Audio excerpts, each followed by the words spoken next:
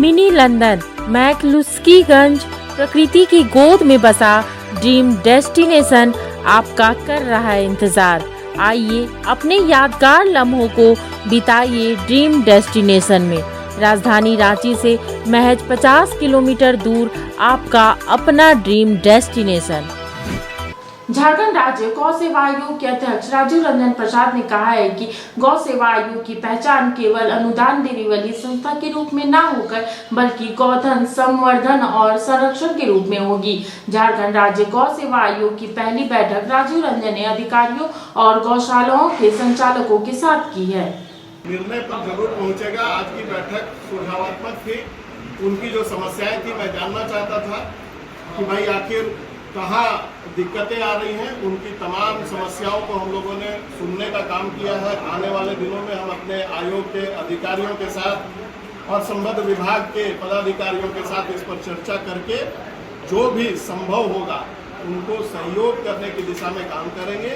जहाँ तक उनके जो कुछ जिज्ञासाएं थी, चाहे वो पशु मुक्ति धाम को लेकर के हो, हाइड्रोलिक एम्बुलेंस या एम्बुलेंस को लेकर के हो, इस पर जो सरकार ने एक्शन लिया है।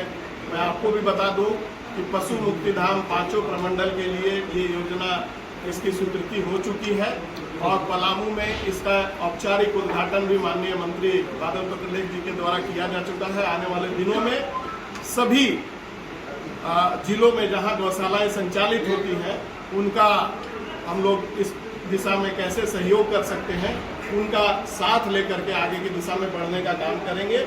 और इन दोनों विषयों के अलावा भी मैं जो बार बार कहता हूँ फिर कहूँगा कि हमने प्रशासन को भी दिशा निर्देश दिया है कि गोचर भूमि की अद्यतन स्थिति, कई सारी योजनाएं हैं, गौ अभयारण्य की चर्चा हुई, हम लोग उस दिशा में भी काम करेंगे कि जहाँ सुपर स्ट्रक्चर के निर्माण के बगैर अगर हम अभयारण्य का डेवलपमेंट कर सकते हैं इस राज्य में, तो जो गौवंश की पशु को पकड़ा जाता है वो कसी के लिए ले जाते हुए गो हत्या निषेध कानून के तहत ऐसे लोगों को ऐसे हमारे गौवंश के ये को रखने का उचित माध्यम और उचित प्लेटफॉर्म तैयार हो सके, उसको लेकर के भी हम आगे बढ़ने का काम करेंगे। और एक समन्वयक के रूप में आयोग काम करेगा। आयोग का परिचय अब सिर्फ एक अनुदान देने वाली संस्था के रूप में न हो और गौशालाएं किस प्रकार से स्वावलंबी हो। कई प्रकार की योजनाएं इन लोग स्वतः चला भी रहे हैं, कहीं गौकास्ट का निर्माण हो रहा है।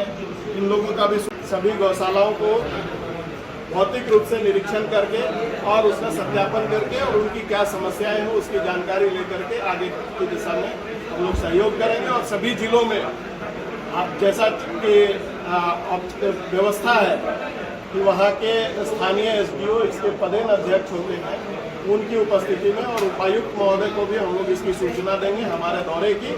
वहाँ हम लोग जा करके जानकारी लेंगे, उसके बाद आपको इतला करेंगे कि आगे हम लोग कितने गौशाला वाले लोग 23 निबंधित है। और चूंकि इस राज्य में बहुत दिनों से यह आयोग खाली पड़ा हुआ था तो बहुत सारे आवेदन अब आएंगे।